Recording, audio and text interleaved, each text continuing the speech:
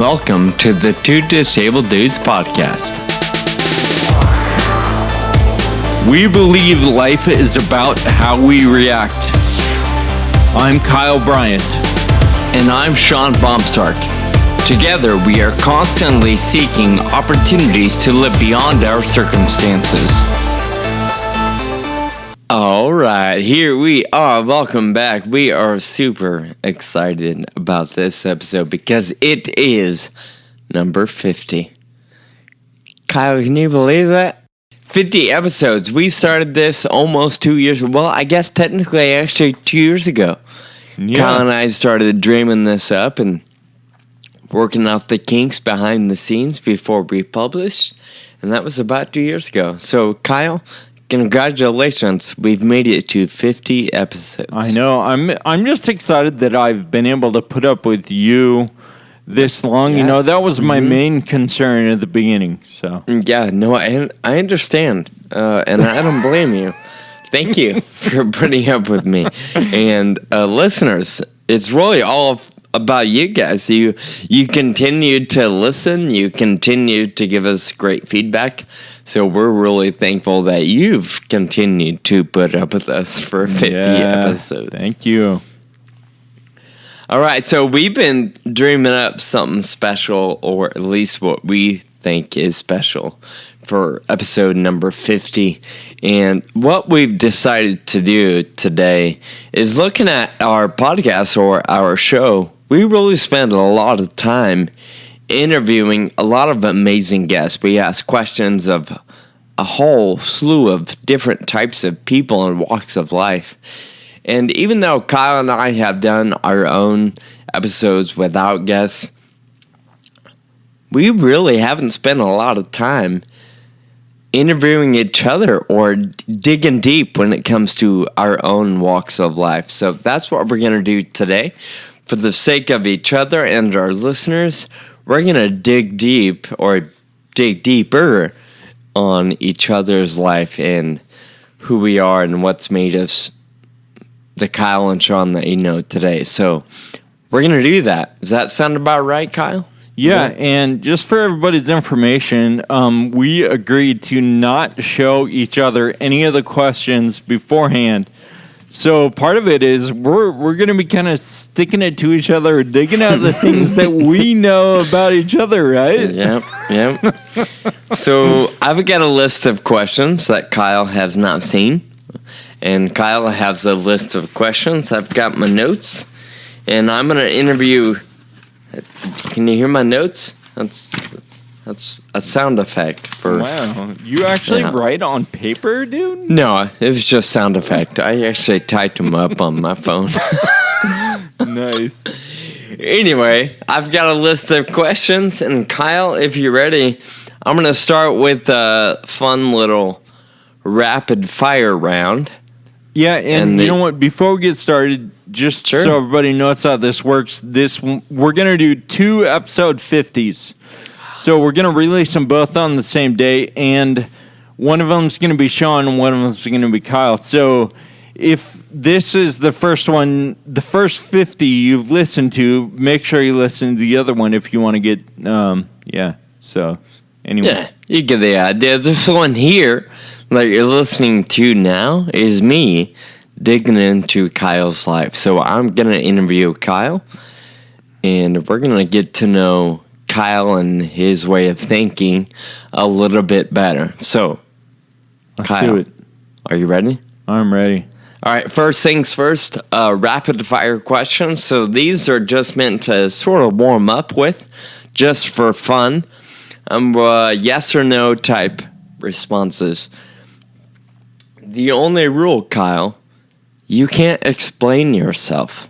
All right. Okay, we don't care why you think this way or why you chose that thing.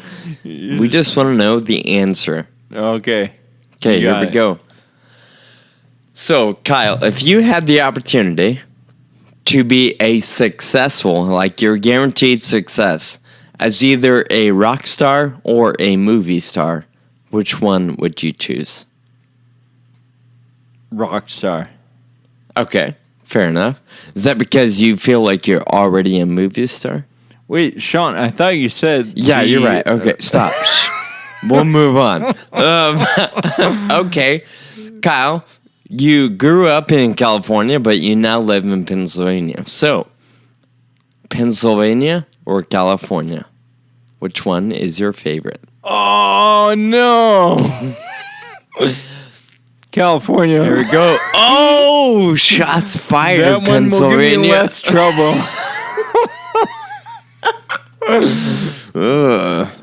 You heard it here. Okay. Batman or Superman?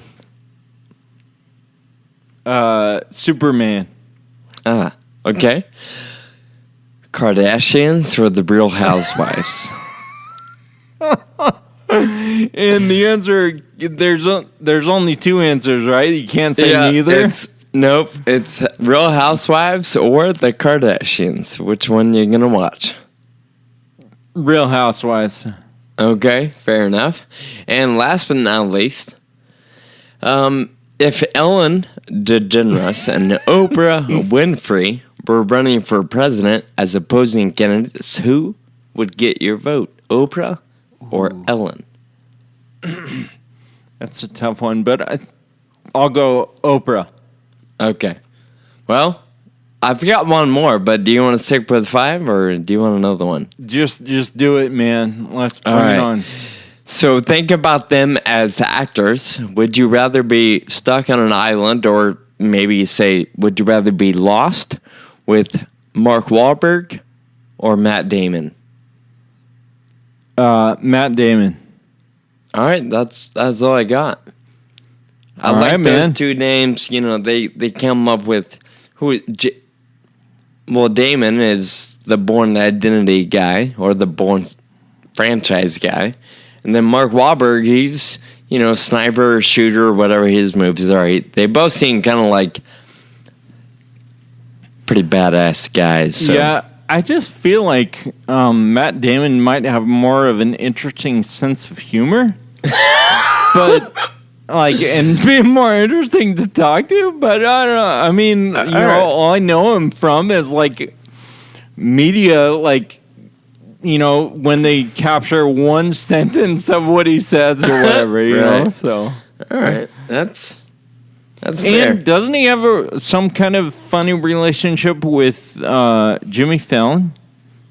I don't know. Maybe that's what it is that I'm thinking of. Anyway, all right. Go ahead.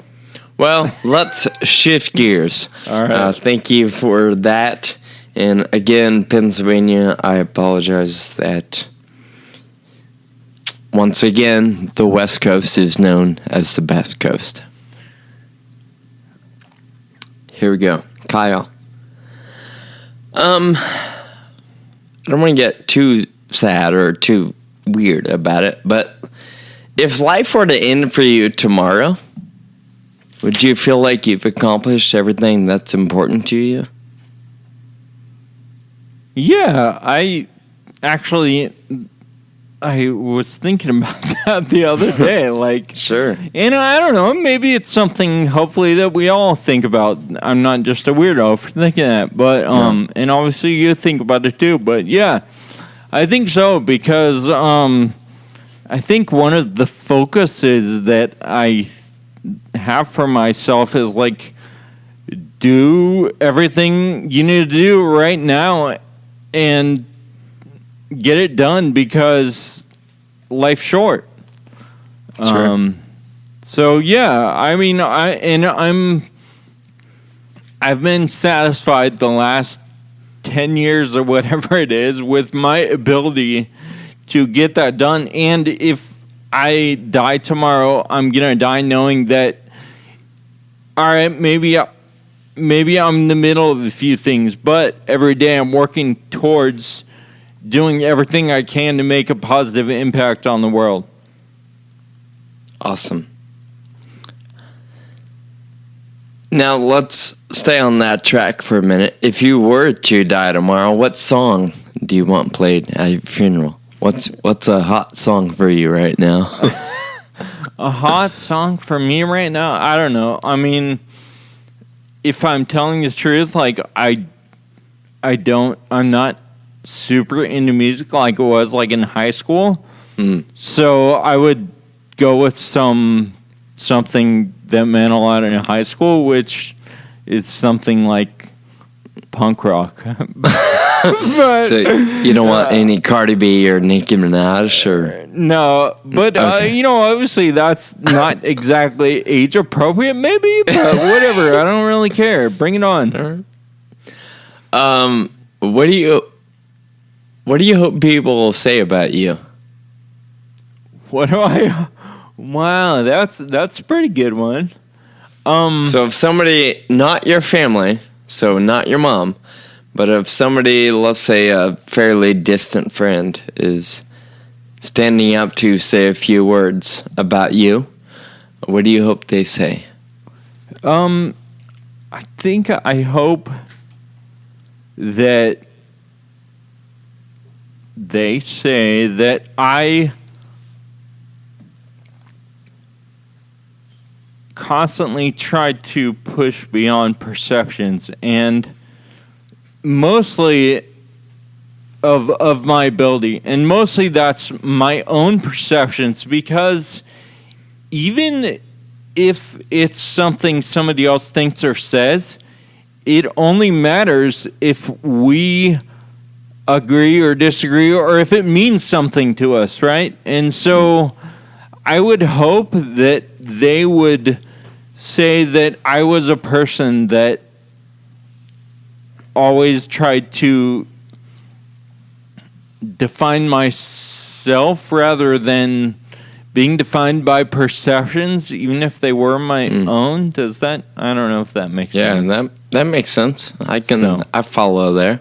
That's good. Thank you. Cool. All right. Well, we talk a lot about on our podcast, and the whole reason why this was birthed was the fact that you and I are living with a rare disease, a rare condition known as Friedreich's ataxia. For you, this disease has progressed to the point of making your abilities a lot different than mine. So you spend most of your time in a wheelchair, and I haven't quite got to that point, or I'm not at that point. So I'm curious, for you, how did you, when you were diagnosed, I think you were 17, is that right? Somewhere on there? Yep. And you were walking, and I remember when you and I first met, you used a cane, and then I remember you switched to a walker, and then eventually you're in a wheelchair. How did you, at the age of 20 or early 20s, grieve the loss of ability to walk? How did you come to grips with finding yourself in a wheelchair?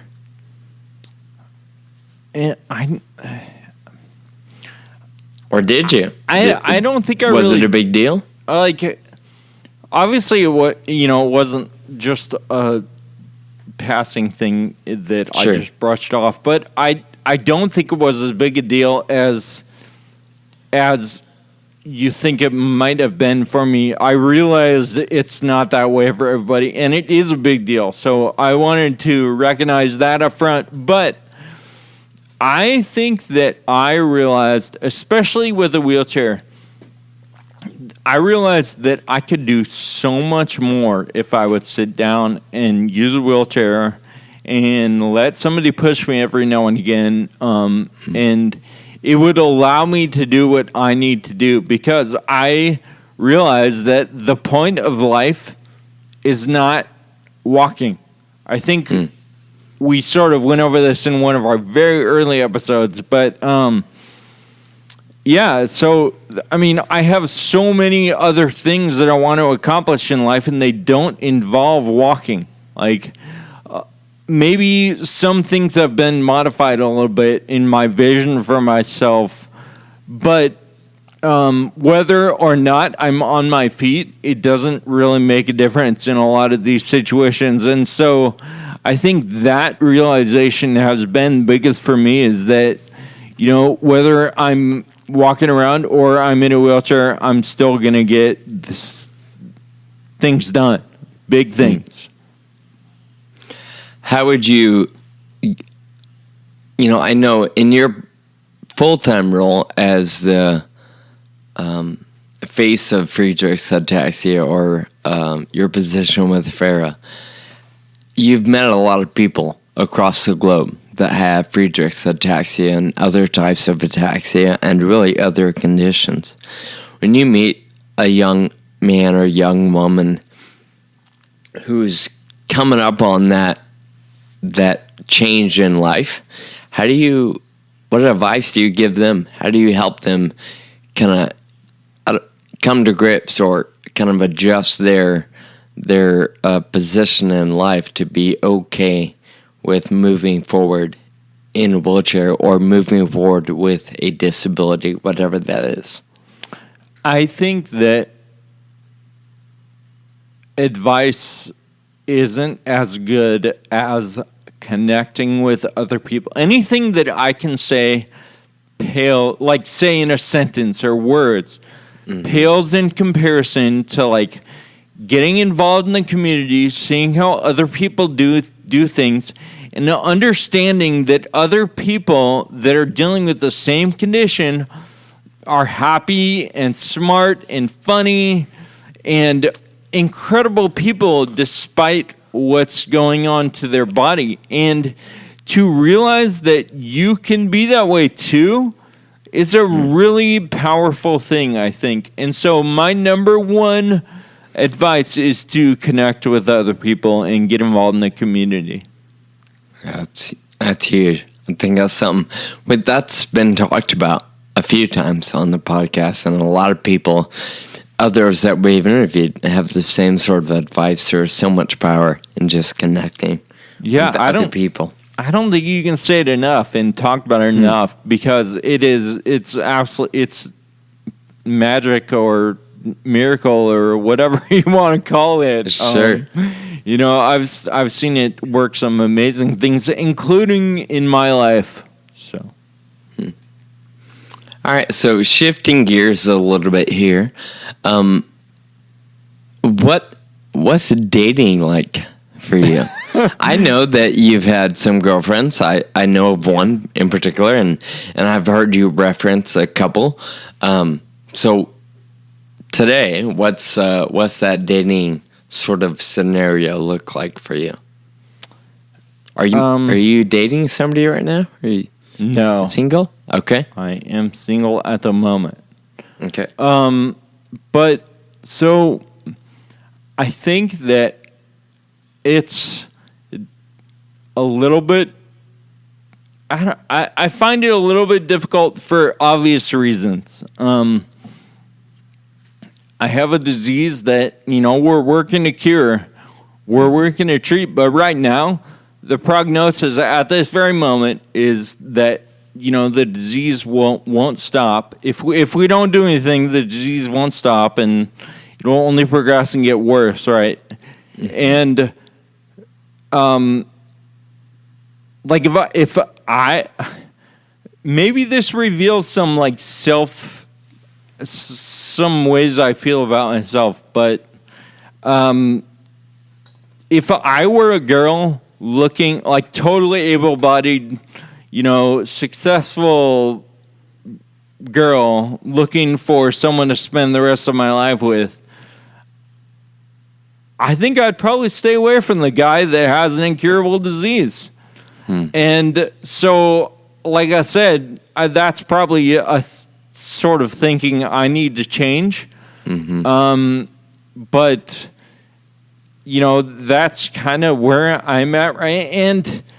And you know what? I guess I can't blame them, I guess, because that's where it comes from. It's that thought comes from me. Sure. But you have to admit it's a logical thought. Sure. Maybe it's not a productive one, but that's one of the things I struggle with, especially when trying to date or find someone to spend time with, is like, all right, like, you could spend time with me or not, like, whatever, up to you, like, sure. But here's the situation, here's the deal. is that, like, if you see a future here, this is what it may look like, and it's probably not pretty in some aspects, you know? So maybe that's something, but also, you know, it's as we both know, it's absolutely beautiful in other aspects, you know, and there's lots of aspects of having challenges or rare disease or whatever your challenge is that allow you to see way more beauty than you would see otherwise, and to see different aspects of life than you would see if you didn't have to deal with those challenges. Also, at the same time, I think that if it wasn't rare disease and FA, it would be something else. And rare disease and FA is not the only challenge in my life, you know? And so, you know, recognizing that as well, I think is important. But I think I really need to tackle that line of thinking for myself. That's one of my weaknesses, I think. All right, go ahead. Sorry. No, that's good. In fact, you said something that inspires a new question, so I'm going to hang out here for a minute. But you said FA and rare disease is not your only challenge. Right. So what's another challenge? Something that you're okay with sharing. What is something else that you're up against in life? I think there's just a lot inside my own between the years, you know, and I think. Well, that's good. Thank God, there's something there. A lot of challenges, and I don't think it's a whole lot different than anyone else. I think I struggle with ego a lot, especially like being a part of an amazing community. And I'm surrounded by people who just give. And I think that is a positive influence on me, because I think I'm somebody who really thrives on ego, and I'm a little selfish sometimes. And I'm definitely, you know, constantly working on that. But, you know, I think those are a few of the things that I struggle with. It's good. Is that a weak answer? Yeah, no, not at all. Thanks for sharing. Keep it broad. That's okay. All right. So, speaking of dating or relationships, how do you try to meet people right now, and how do you do that? What's kind of your approach to trying to date? Man, we've all heard so many success stories about online dating. And I'm so happy for those people, but I just, it's... But you can't relate? No, I cannot relate. I feel like it's impossible to, and maybe I haven't paid enough money or, like, looked into it enough, but... You know, you write a profile and you put up like 5 pictures, and it's like, wait, that's not. It's so hard to like. That's not who you are. Capture everything in that, you know. Sure. And so, I mean, I've tried online dating a little bit, and I've tried like, well, traditional. Just I don't know. I haven't tried much. Yes. All right. And. One of the things that I think is that I don't know, and maybe this is flawed, but I feel like I have so many other things to concentrate on.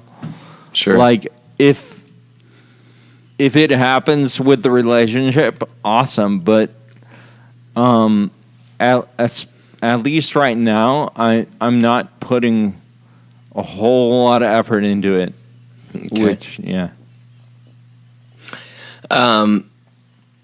Do you have any desire to be a father? Yeah, around Christmas time, and you know, when I hang out with my friends and they all have kids and they're all super awesome and funny and like annoying and like everything, right? It runs the spectrum. Difficult. It's another big challenge, but super rewarding. Like if you ask parents, most 95% of them will say that it's the hardest thing ever, but it's the most rewarding thing ever. And, yeah, sure, I'd love to have a piece of that, but also I'd love to, ride my bike all over the world and write a book and, all these things. And maybe those things aren't exclusive, right? Like I could maybe have kids and do all that other stuff too. But I haven't. I've been focused on getting other stuff done. Sure. So we know, because you talked about it recently, we know a big project. When you say getting other stuff done, I assume one of those is getting your book off the ground and getting it to the shelf in a few months or a year, whatever it is. February.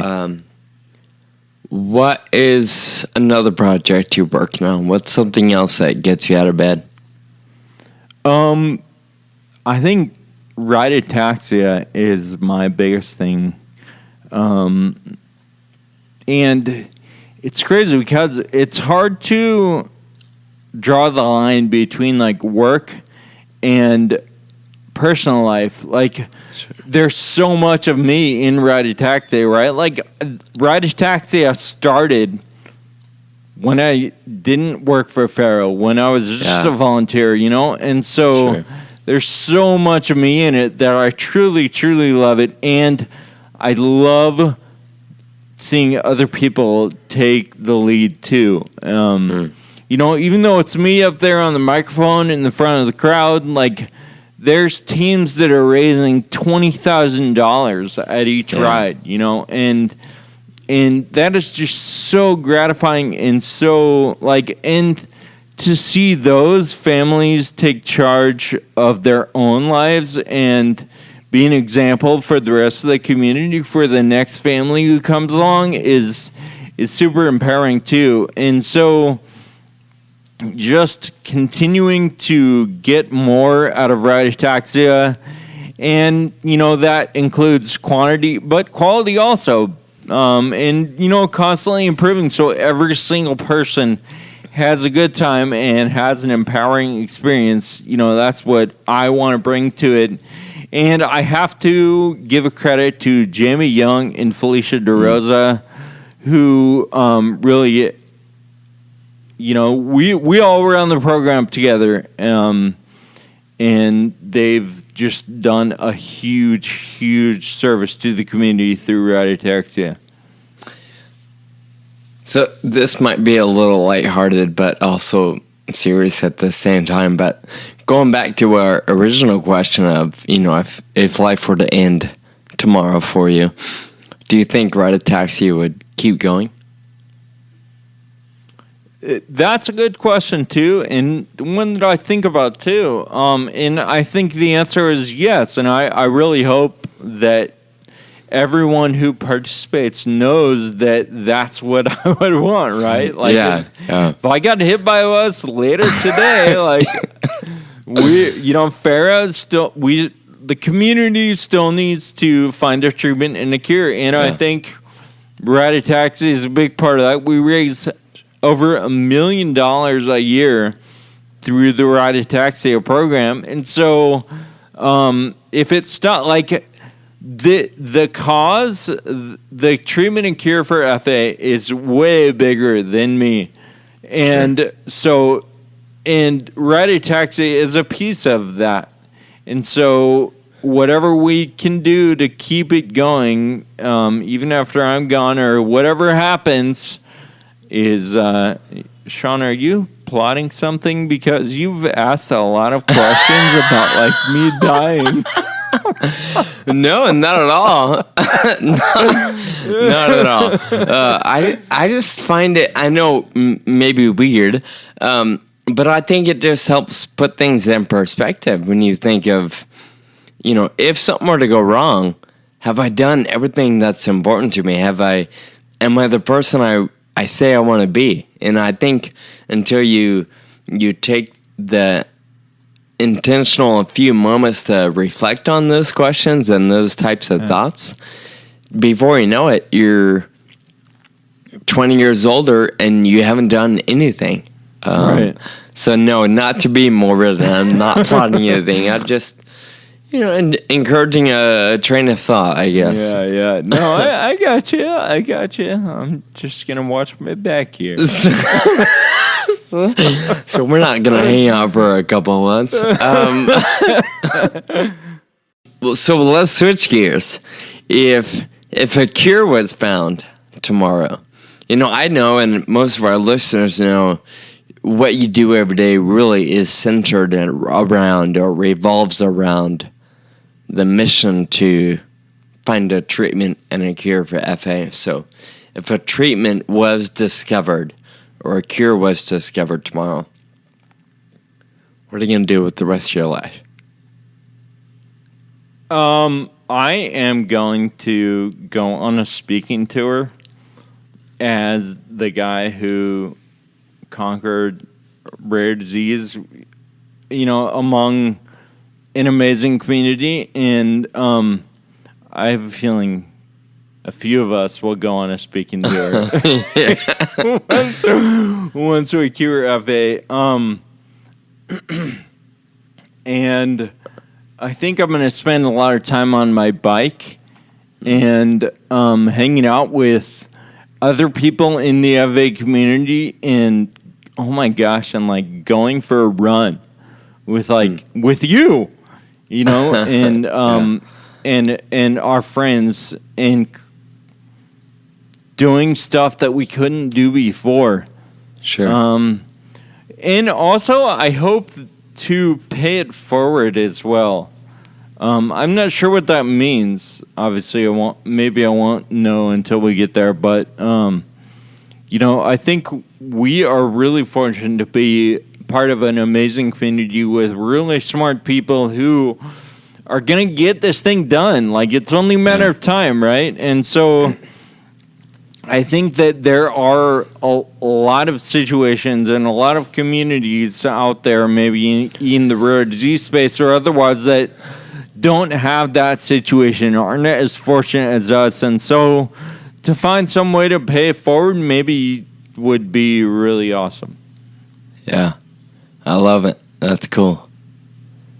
I think that would be a good way to move on to something bigger and better. Also, is to find ways to put your history to work for you for the benefit of a lot of other people. Yeah.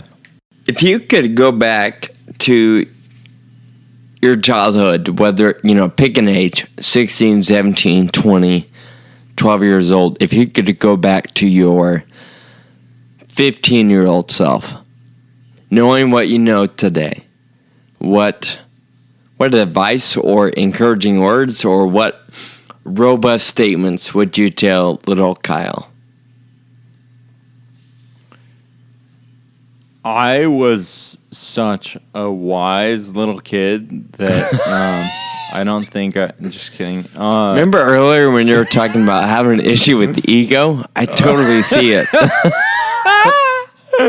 Oh man, zinger! Coming to life. Shots fired.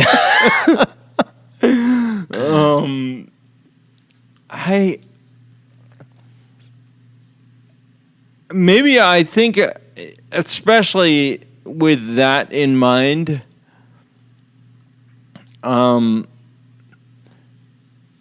maybe I would try to instill some sort of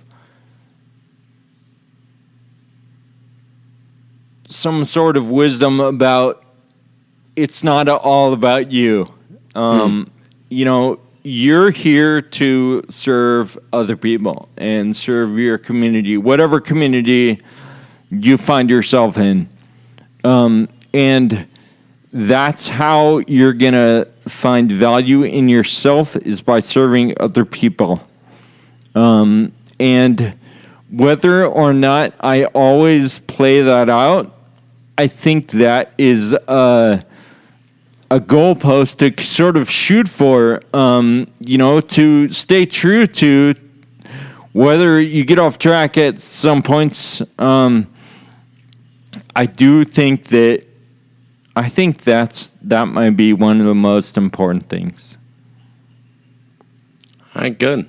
Well, for all of our younger listeners, maybe try to heed that advice that Kyle, our fearless ride a taxi leader and influencer in our community, would give himself. So awesome. I love it. And of course, you and I both know that the mission is to treat and cure this disease. So I know we're both hopeful that we'll experience that treatment and that cure in our lifetime. So there's still so much more to be written about who Kyle is and what Ride a Taxi is doing and what Farah can accomplish. And then, of course, what happens next. Because I know that in terms of especially Farah, Jen, and Ron, and Felicia, all these amazing people are working hard to pursue unemployment in a particular regard. So right. What's going to happen in a couple years or 10 years or whatever it takes? So I'm excited to keep writing that book and stay on that journey, and I'm honored to be a part of it. So before we wrap up, one last question, and really an opportunity for you. If you had to name 5 to 7 most influential people in your life. I know there's a million, and I don't want to be unfair to anybody, but if you had to say some of the top few, who are some people that you would say have been major pillars in your life? I mean,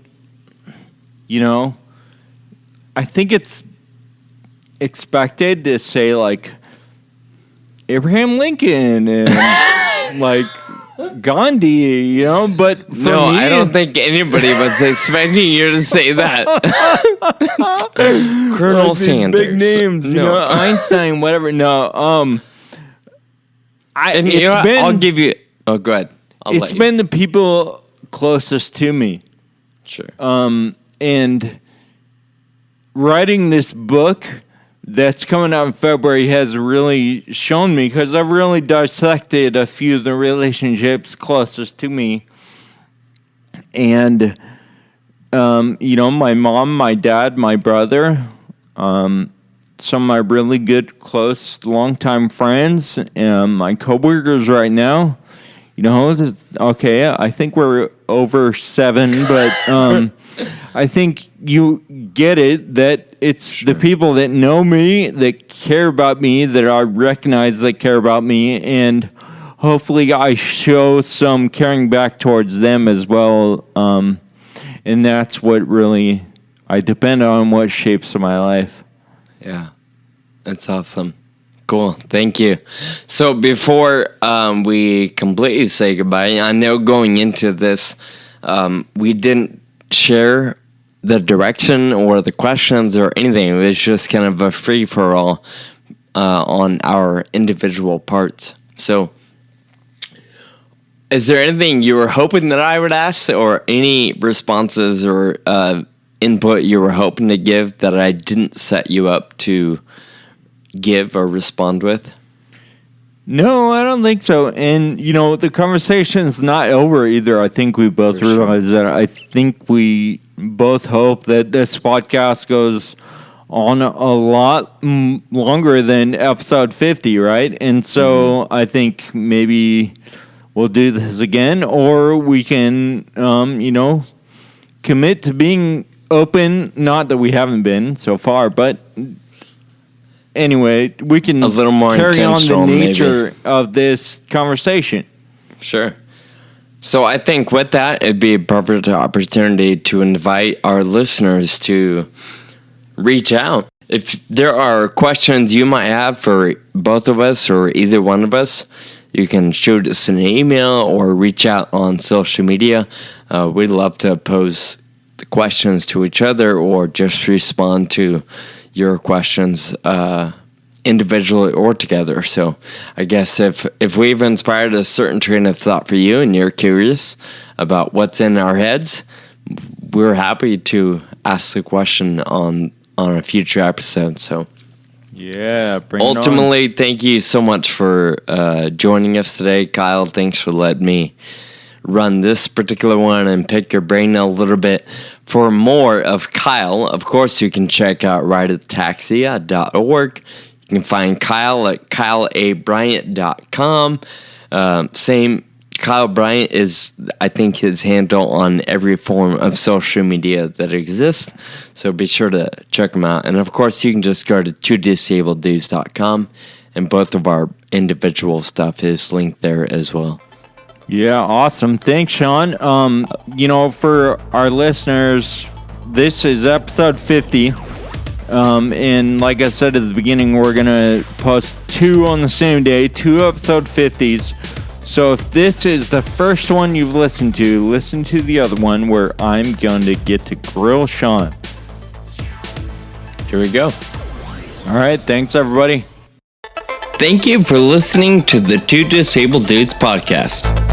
Find us online at twodisableddudes.com and please subscribe on the iTunes. Connect with us on Facebook, Twitter, and Instagram. Special thanks to our production team, Jake Tompkins and Matt LaFleur. Until next time, keep living with urgency.